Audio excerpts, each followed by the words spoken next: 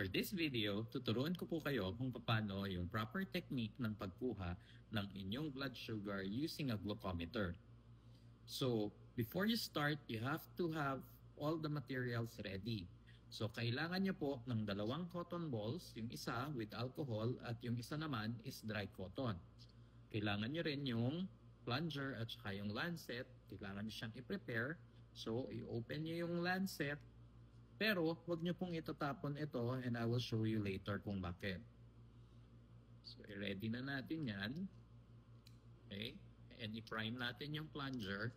Of course, you'll need your glucometer and your test strips. Unfortunately, nung nakita ko, expired na pala yung test strips ko. Pero, try pa rin natin gamitin para lang for demo purposes.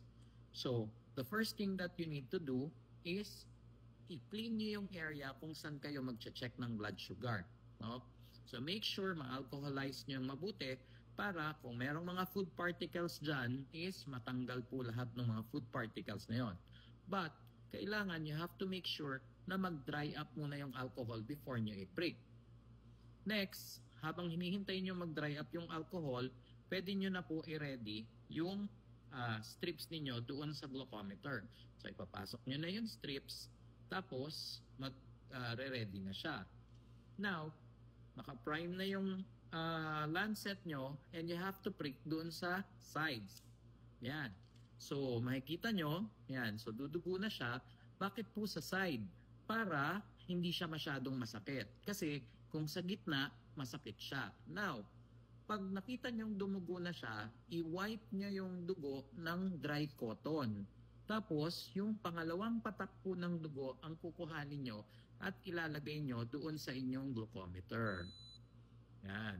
Tapos, syempre, yung dry cotton gagamitin.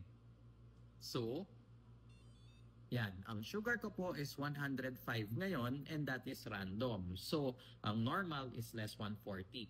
Meron na rin po akong video regarding normal blood sugar levels. So, ang reason kung bakit gusto natin sa sides tayo magpiprick is because yung gitna po ng ating mga daliri is very sensitive. Yan kasi yung pinangkakapa natin. So, masakit pag sa gitna ka nagtusok.